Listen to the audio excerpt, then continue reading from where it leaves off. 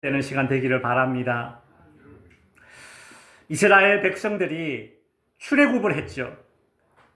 이 출애굽 사건은 그 지역의 빅 뉴스였습니다.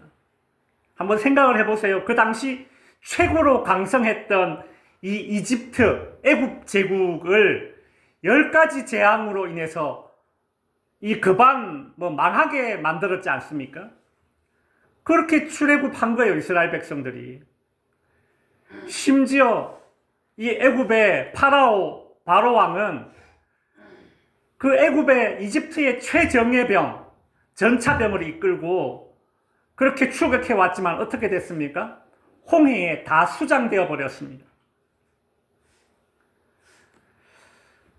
대단한 소문이죠. 야, 애굽을 무너뜨리고 출애굽했어? 저 이스라엘 민족들이? 근데 심지어 광야를 40년간 떠도는데 이 사람들이 광야에서 40년 동안 굶어 죽지도 않는 거예요. 아니, 광야에 뭐가 먹을 게 있다고 40년간 광야를 떠돌고 있는데 이것들이 죽지도 않아. 무슨 좀비야? 안 죽어. 아니, 하나님께서 반석을 터뜨려서 물을 주시고 하늘에서 만나를 내리시니까 40년간 죽지 않는 거예요. 대단한 민족이다. 야, 저 사람들 대단한 사람들이야. 그 애굽의 엄청난 신들, 많은 신들을 무너뜨린 그 하나님이라는 신을 믿는 민족들 아니냐? 광야에서도 죽지 않는 민족들 아니냐? 그 민족이, 그 어마무시한 소문을 일으키고 있는 그 민족이 이제 가나안 땅에 들어오려고 한다. 요단강만 건너면 이제 가나안 땅에 들어오는 거야. 요단강 앞에 딱 진치고 있습니다. 가나안 족속들은 그때 마음이 너무 두려웠습니다. 야, 어떡하지? 야, 우리 전쟁 어떻게 해야 되지? 쟤네들이 이제 저 요단강만 건너면 이제 우리 땅이야. 이제 우리 전쟁해야 돼. 야, 그래도 이 요단강이 이렇게 가로막고 있으니까 우리가 좀 더 유리하지 않을까? 쟤네들은 상륙작전 해야 되잖아. 우리가 좀 더 유리하지. 그리고 말이야, 지금은 우기야, 우기. 비가 많이 오는 때라서 강물 수위가 너무 높아. 쟤네들 쉽게 건너지 못할 거야. 학자들은 이 요단강에 우기가 되면 이 요단강 물줄기가 상류에서, 강이 범람해서 물줄기가 틀어지는 때가 있다고 합니다. 그러면 기존의 물줄기에 물이 마르는 거예요, 순식간에. 그런 일이 자주 일어난다고 해요. 근데 오늘 성경에서는 하나님께서 물을 말리셨다. 하나님께서 물줄기를 틀어버리시는 거죠. 상류에서 강물을 범람시켜서 물줄기를 틀어버리면 기존에 있던 강물이 말라져 버리는 것입니다. 이스라엘 백성들은 그 마른 요단강 땅을 건너버렸어요. 그때 그 가나안 족속들의 마음 상태는 이렇습니다. 오늘 본문 1절에 보면 건너게 하셨음을 듣고 마음이 어때요? 녹았고 이스라엘 자손들 때문에 정신을 잃었더라. 이스라엘 백성들이 요단강을 건넜대. 그 소식을 듣고 이 가나안 족속들은 마음이 녹았어요. 양초처럼 녹아버렸어요. 마음이 흐물흐물해졌다는 얘기입니다. 여러분, 마음이 흐물흐물해지는데 무슨 전투에서 싸워서 이기겠습니까? 이건 지는 거예요. 그리고 너무 무서워서 정신을 잃었답니다. 여러분, 이 정신을 잃었다는 게 이게 뭔가 하면 원어적인 의미를 보면 다리가 휘청거렸다는 뜻이에요. 여러분, 우리 권투할 때 보면 이제 권투 선수가 상대방 빡 제대로 맞으면 권투 선수가 다리가 휘청하잖아요. 지금 그 장면이에요. 정신을 잃었다. 다리가 휘청거린다라는 뜻이에요. 다리 휘청거릴 때 그때 어떻게 해요? 딱 한 대만 더 때리면 KO예요. 진짜 딱 한 대만 더 때리면 KO 되겠다 싶은 그런 때가 있잖아요. 지금 딱 가나안 족속들의 상황이 딱 그 상황이에요. 반대로 이스라엘 백성들은 지금 얼마나 기세가 등등합니까? 야, 지금은 싸우면 무조건 이길 수 있다. 지금 저 여리고성 공격하면 반드시 이길 수 있다. 그런 확신이 서는 거예요. 여러분, 한 번씩 그런 경험 있지 않습니까? 너무 확신해요. 이건 너무 확신해서 머리카락이 삐쭉 온몸에 전기가 쫙 오듯이 반짝하면서 정답이 딱 떠오른 때가 있잖아요. 없었나요?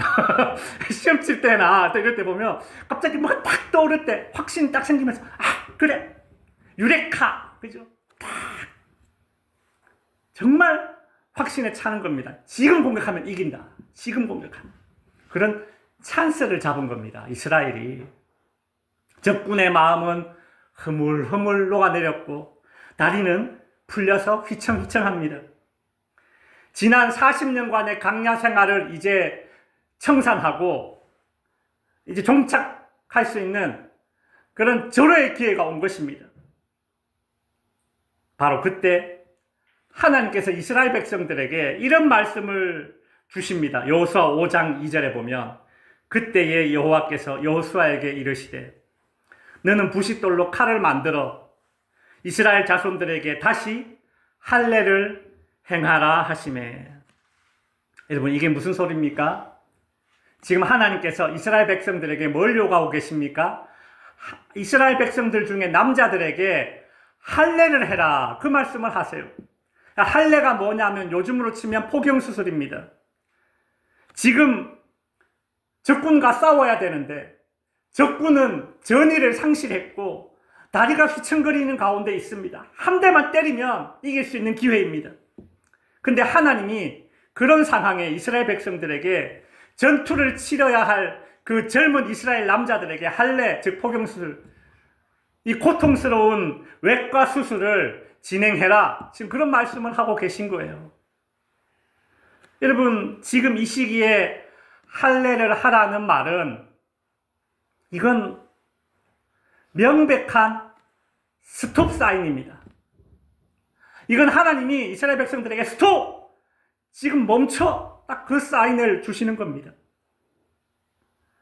여러분 누가 봐도 절호의 찬스인데 그냥 앞으로 발만 내디디면 되는데 그저 앞으로 나아가면서 이삭 죽듯이 말이죠. 승리를 챙기기만 하면 될 것 같은 그런 기회인데 누가 봐도 성공할 기회이고 누가 봐도 돈을 벌 수 있는 기회이고 누가 봐도 더 높은 자리에 올라갈 수 있는 그런 기회인데 하나님이 스톱 하시는 때가 있습니다.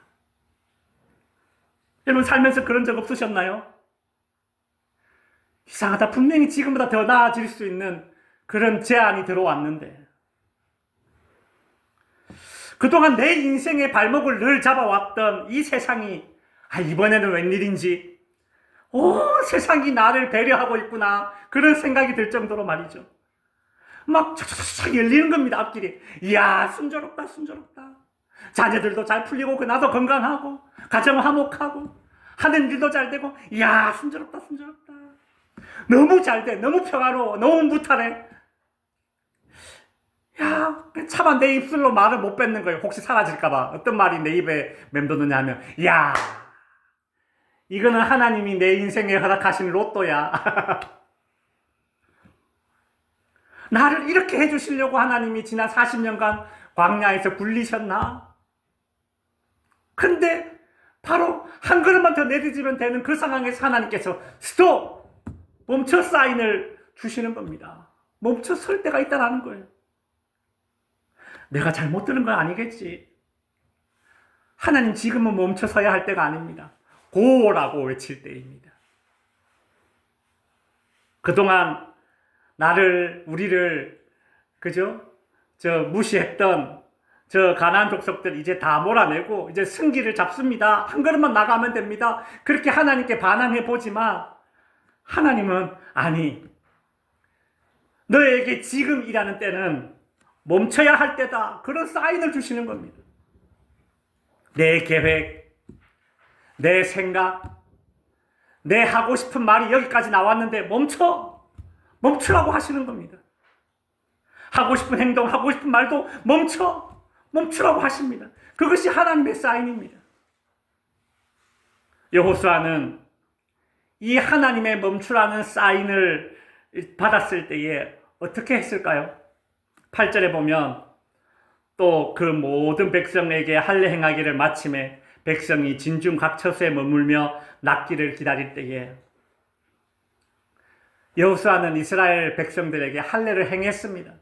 멈추라고 하니까 진짜 멈춰버렸어요. 여러분, 할례를 행함으로 인해서 이스라엘은 이제 전투력을 상실했습니다. 좀 전까지만 해도 적들의 마음은 흐물흐물, 적들의 다리는 흔들흔들, 휘청휘청, 이스라엘의 기세는 등등. 그러나 이제 역전되었어요. 하나님 말씀대로 멈추라고 해서 멈춰보니까 전세가 역전되어 버렸어요. 멈추라는 사인대로 해보니까 아주 곤란한 상황이 되어버렸습니다. 아무것도 할 수 없는 겁니다. 할례를 행하고 나니까 전투력이 상실되었어요. 왜 하나님은 이스라엘 백성들에게 멈추라는 사인을 주셨을까? 이스라엘 백성들은 할례로 인해서 아픈 몸을 부여잡고 그 멈춰진 공간, 멈춰진 시간 안에서 무슨 생각을 했을까? 지금 이 밤에 저 적들이 기습해오면 어쩌지? 그런 두려움도 들었을 것이고, 하나님이 멈추라고 해서 멈췄는데 이번에는 잘못된 순종인 것 같다. 순종해야 되지만 이거는 잘못된 순종이다. 이런 후회도 밀려왔지 않겠습니까? 순종하긴 했지만 멈춰진 때는 우리에게 인간적인 두려움과 후회를 갖게 합니다. 여러분, 이것이 인간의 연약함이고 내 믿음의 연약함입니다. 이스라엘 백성들이 할례를 행한 후에 각기 자기 천막에 들어 누워 있은 지 이제 며칠이 지났습니다. 이제 조금씩 움직일만 합니다. 할례를 하고 난 이 며칠 동안 적들이 기습해오지 않은 것이 참 다행이다라는 그런 안도감도 밀려오죠. 또 한편으로는 이상하다. 왜 저 여리고의 적들은 우리가 할례로 인해서 이 약해진 틈을 노려서 기습하지 않았지? 또 그런 궁금증도 생기죠. 그러면서 동시에 이제 우리 뭘 해야 되지? 이제 어떻게 해야 되지? 일단 할례를 하라고 해서 할례를 하긴 했는데 하나님이 멈춰야 할 때라고 해서 멈추긴 했는데 언제까지 이러고 있어야 되지? 최소한 내가 놓쳐버린 그 좋은 기회와 비슷한 기회라도 이제 다시 얻어야 되는 거 아니야? 여호수아는 그런 마음을 품고 여리고성 근처를 이렇게 맴돌고 있습니다. 적군의 동태를 살피는 것이죠. 13절에 보면 여호수아가 여리고 근처에 가까이 이르렀을 때에 그 날려버린 좋은 기회를 찾아야 돼. 찬스를 만회해야 돼. 다른 사람들보다, 내 친구들보다 더 늦어진 내 인생의 발걸음을 내가 더 빨리 움직여야 될 때야. 예수 믿느라고, 신앙 지키느라고, 다른 사람들 눈치 보느라고 못 살렸던 내 이 성공과 이익을 위한 내 발걸음을 내가 더 빨리 움직여야 돼. 여호수아는 그런 조급함으로 적군의 성 여리고를 바라보고 살피고 있었습니다. 바로 그때 13절에 보시면 눈을 들어 본즉 한 사람이 칼을 빼어 손에 들고 마주서 있는지라. 누군가 내 앞길에 떡 마주서 있는 겁니다. 분명 나의 발걸음을 멈추어 세우려는 자입니다. 심지어 손에 칼을 빼어 들고 있습니다. 뭐예요? 전투 자세입니다.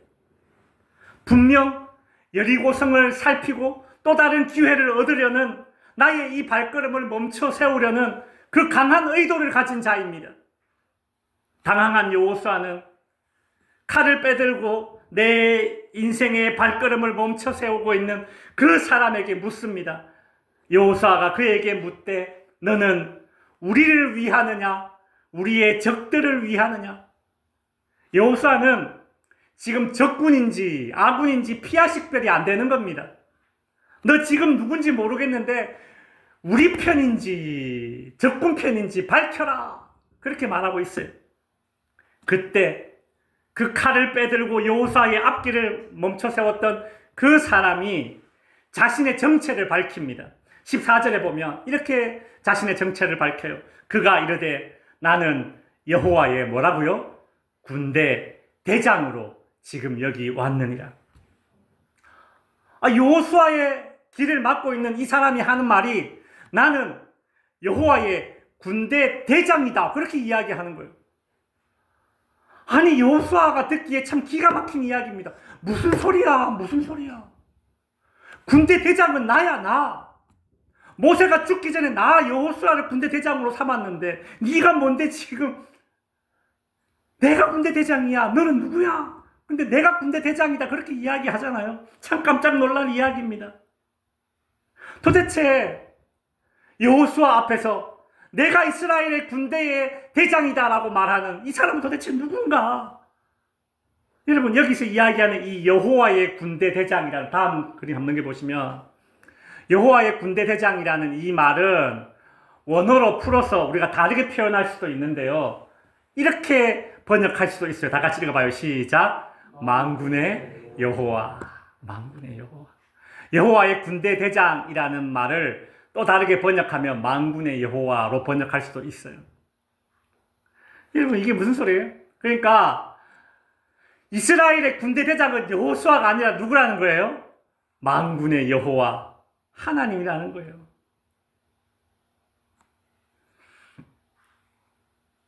그렇습니다. 지금 스스로를 이스라엘의 군대의 대장으로 여기고 있는 이 여호수아의 앞길을 막은 사람은 만군의 여호와 하나님이셨습니다. 이스라엘 백성들에게 하나님은 멈춰라는 사인을 줬는데 그렇게 멈춰라는 사인을 듣고 실제로 할례를 행했어요. 그리고 이제 몸이 조금 움직일만 하니까 야 됐다. 지금이라도 우리가 놓쳐버린 기회를 찾아보자. 그렇게 슬금슬금 움직이고 있는 이 여호수아를 향해서 하나님께서 스톱! 한 번 멈춰라고 말했는데 왜 말을 안 들어? 왜 자꾸 슬금슬금 기어나와? 멈춰! 하나님께서 칼을 빼어들고 사람의 모습으로 찾아오신 것입니다. 참 하나님도 오죽 답답했으면 사람의 모습으로 찾아오신 거예요. 멈추라고 했는데 왜 말을 안 듣고 멈추지 않니? 마치 옛날에 그런 거 있잖아요. 무궁화 꽃이 피었습니다. 이거 할 때 보면 막 슬금슬금 움직이잖아요. 하나님이 멈춰라고 얘기했다가 딱 멈췄어요. 멈췄는데 다른 애들이 막 슬금슬금 움직이잖아요. 나 혼자 너무 뒤처지는 거 아니야? 하나님이 멈추라고 했지만 안 돼. 나도 멈추면 안 돼. 슬금슬금 움직이잖아요. 그러니까 하나님이 찾아오시는 거예요. 칼을 빼어들고 여호수아의 앞에 길을 막으면서 여호수아야 네가 이스라엘의 군대 대장이 아니라 누가 이스라엘 군대 대장이다? 하나님. 내가 이스라엘 군대 대장이다. 그러니 멈추고 진격할 때는 내가 정한다는 것이죠. 여러분, 하나님은 우리의 인생의 걸음을 왜 멈춰 세우시는가? 하나님은 어느 때에 우리의 인생의 걸음을 멈춰 세우시는가? 이 질문에 대한 힌트가 오늘 본문 14절에 하나님이 했던 말 속에 고스란히 들어있지 않습니까? 하나님 뭐라고 여호수아에게 대답하셨습니까? 나는 여호와의 군대 대장으로 지금 왔느니라. 스물스물 움직여야 된다라고 생각하는 지금 이 순간 너희의 대장은 여호수아 네가 아니라 바로 하나님이다. 여호수아야, 너는 네가 이 백성들을 책임져야 하고 이끌어야 할 네가 이스라엘의 군대 대장으로 알고 있느냐? 그래서 네가 조급하구나. 멈추라고 했는데 멈추더니 이내 스물스물 움직이는구나. 조급해졌구나. 여호수아야, 너는 이스라엘의 군대 대장이 아니란다. 이스라엘의 군대 대장은 네가 아니라 바로 나 만군의 여호와란다. 나는 네가 이스라엘의 군대 대장이고 하나님은 그저 너를 돕는 자라고 생각하고 있지만 너 그거 잘못된 생각이야. 그게 아니야. 나 만군의 여호와는 너 이스라엘을, 너 여호수아를, 너 김용기를 돕는 자가 아니라 너를 책임지는 자다. 여러분은 하나님을 돕는 자로 여기고 있습니까? 하나님이 나를 책임지는 자로 여기고 있습니까? 나는 여전히 군대 대장이요. 내가 내 인생의 주인이요. 하나님은 그저 옆에서 내가 조금 딸릴 때, 힘이 딸릴 때, 그때 도와주는 분으로 여기고 그렇게 신앙생활 한다면 아직 멀은 거란 거예요. 아직 멀었다. 아직 멀었다. 아직 멀었다. 이 사실을 깨닫게 하시려고, 이 사실을 믿게 하시려고 하나님은 이스라엘의 걸음을 멈춰 세우시고 여호수아의 걸음을 멈춰 세우신 것입니다. 성도 여러분, 하나님은 여러분을 돕는 분입니까? 하나님은 여러분을 책임지시는 분이십니까? 책임지시는 분이죠. 책임지시는 분이죠. 벗어나야 돼요, 그 생각에서. 내가 여전히 주인이고 하나님은 옆에서 도와주는 도우미 정도로 여긴다면 그 신앙 벗어나야 된다는 겁니다. 스스로를 군대대장으로 여기고 하나님을 도우미로 여기는 신앙생활 잘못된 것이요. 어느 때에 하나님이 내 인생의 걸음을 멈춰 세우시는가? 내 가정을 멈춰 세우시는가? 잘 나가던 내 직장, 평안하던 내 가정, 건강하던 내 몸뚱아리 왜 멈춰졌는가?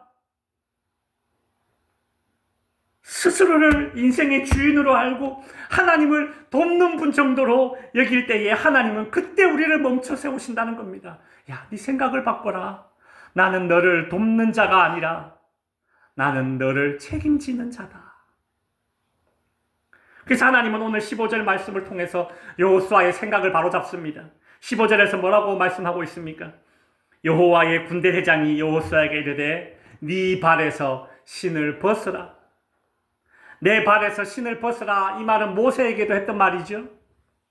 이 당시 신을 신지 못하는 신분을 가진 사람은 노예나 종들이었습니다. 발에서 신을 벗어라. 그 말은 종이 되어야 한다는 뜻입니다. 여러분, 이스라엘은 광야를 지날 때도 40년간 광야를 지날 때도 그들은 모두 신을 신고 있었습니다. 신명기 29장 5절에 보시면 주께서 40년 동안 너희를 광야에서 인도하셨거니와 너희 발에 신이 헤어지지 아니하였으며 라고 하죠. 하나님께서 이스라엘 백성들이 광야에 지낼 때 신발이 헤어지지 아니하도록 닳지 않도록 지켜주셨습니다. 무슨 얘기입니까? 이스라엘은 비록 광야에 있어도 절대 종이나 노예의 신분이 아니었다는 얘기입니다. 신발을 벗지 않았어요. 닳지 않으니까. 하나님은 절대 이스라엘을 종이나 노예 취급하지 않으셨습니다. 그런데 지금 여호수아를 향해서 네 발에서 신을 벗어라고 하십니다. 이스라엘의 주인 자리에서 벗어나 하나님의 종이 되어라 라고 이제 말씀하시는 것이죠. 내가 군대 대장이야 라고 생각하는 그 순간 한 번도 내 발에서 신을 벗기지 않으시던 그 주님이 야, 네가 지금은 발에서 신을 벗을 때구나. 네가 지금은 발에서 신을 벗을 때구나. 그래서 우리의 인생의 걸음을 멈춰 세우신다는 것입니다. 그렇게 멈춰서서 우리 발에 신을 벗고 스스로 주인 행세를 멈추고 하나님의 종의 자리로 돌아가게 되는 것입니다. 말씀을 마칩니다. 요즘 집에 강아지 키우는 분들이 많으시죠. 시골에는 밖에 키우지만 도시에는 전부 다 집안에서 개를 키우지 않습니까? 보통 한 집에 엄마, 아빠 있고 자녀들 있고 그 다음에 강아지가 있습니다. 그래서 강아지 키우는 집에 그 정상적인 서열은 이렇습니다. 그림을 보시면 엄마, 아빠가 서열 1위가 돼야 돼요. 그리고 자녀가 서열 2위고 강아지는 뭐예요? 서열 3위, 꼴등이 돼야 돼요. 이게 정상적인 그 가정의 그 서열이에요. 강아지는 자기 자신을 서열 몇 등으로 여겨야 돼요? 꼴등. 강아지가 이 집에 살면서 내가 이 집에서 서열이 제일 낮아. 그렇게 스스로 이 강아지가 인식을 해야지 모든 사람에게, 모든 가족들에게 친절하고 그래야 모든 사람들에게 사랑을 받으며 살 수 있는 강아지가 됩니다. 근데 간혹 어떤 개들은 자신이 살고 있는 집에서 자신이 서열 1인 줄 알아요. 서열 1위. 이 개가 스스로 착각하는 거예요. 서열 1위 등극 이러면서 이 조그만 강아지가 귀엽다 귀엽다 해주니까 이놈의 강아지가 지가 자기 집에서 제일 높은 줄 알아요. 사람보다 더 높은 줄 알아요. 어? 그 집에서 있죠. 자신이 서열 1위라고 착각하는 강아지들의 특징이 뭔가 하면 주인에게 뭔가 짖으면서 요구를 한다는 겁니다. 밥 주세요 아니라 박자 막 짖는다는 거예요. 짖으면서 요구를 하고 심지어 주인을 물기도 한답니다. 그 주인이 뭘 먹을 때 그 옆에서 같이 막 먹으려고 하는, 뺏어 먹기도 하는 이런 개들은 이 지가 서열을 착각하고 있다는 거예요. 심지어 주인이 자고 있는 침대나 소파 자리를 떡 차지하고 비켜주지 않는 개가 있습니다. 이 지가 착각한 거예요. 서열 1인 줄 알고. 그래 착각하고 있는 개가 그렇대요. 근데 제가 아주 재밌는 얘기를 들었습니다. 자신이 집에서 서열 1위라고 착각하는 이 강아지들은 자신이 살고 있는 집에서 내가 서열 1위다 라고 생각하고 살아가는 이 강아지들은 평균 수명이 짧답니다. 평균 수명이 짧대요. 여러분, 강아지도요, 자기가 서열 1위라고 생각하면 일찍 죽는다는 거예요. 다른 개들에 비해서. 이 개가 스스로 생각하기를, 야, 내가 서열 1인데 말이지. 내가 이 가정의 생계를 좀 책임져야 되겠다. 저 아빠라는 사람은 맨날 술 먹고 보니까 늦게 오는 것 같고, 저 엄마라는 사람은 맨날 TV 보면서 울고 있고, 저 자녀라는 아들이라는 사람은 맨날 휴대폰 들여다보고 있고, 아, 내가 서열 1위 강아지, 내가 어떻게 이 가정의 생계를 책임져야 되고 지켜야 되나, 이런 부담감을 가지고 있기 때문에 서열 1위라고 생각하는 강아지는 일찍 간다. 그런 제가 아주 개웃긴 이야기를 들었습니다. 여러분, 스스로를 서열 1위라고 착각하며 살다가 일찍 죽는 강아지는 참 억울하고 불쌍합니다. 그냥 이 집에서 엄마 아빠가 서열 1위지, 저 형 누나들이 서열 2위지, 나는 그냥 서열 3위야, 나는 서열 꼴등이야, 그렇게 생각하면 모두에게 사랑받으면서 오래 살 수 있지 않았겠습니까? 하나님께서 간혹 우리의 인생의 걸음을 멈춰 세우실 때가 있습니다. 고를 외치고 앞으로 나가기만 하면 당장 성공인데, 승리인데, 근데 멈춰 세우실 때가 있습니다. 그렇게 멈춰 세우실 때, 나만 뒤처지는 것 아니야? 이러다가 실패하는 것 아니야? 불안해하고 두려워하면 시야만 좁아집니다. 분별력이 더 흐려집니다. 하나님이 멈춰 세우실 때는 분명한 이유가 있었습니다. 하나님을 돕는 분 정도로 인식할 것이 아니라 하나님을 책임지시는 분으로 인식하도록 하기 위해서 하나님이 내 인생의 발걸음을 멈춰 세우시는 것입니다. 성도 여러분, 하나님 도와주세요 라며 기도하는 것도 참 좋은 기도이지만 이제 우리 그런 신앙의 수준을 넘어서서 하나님 뜻대로 하세요, 하나님 도와주세요는 여전히 하나님이 도움이 아닙니까? 돕는 분 정도로 인식하는 기도 아닙니까? 이제 우리 하나님 도와주세요가 아니라 한번 따라해 주십시오. 하나님 뜻대로 하세요. 하나님을 로드, 주인으로 인식하는 그런 신앙의 수준으로 살아갈 수 있는 저와 여러분이 될 수 있기를 바랍니다. 기도하겠습니다.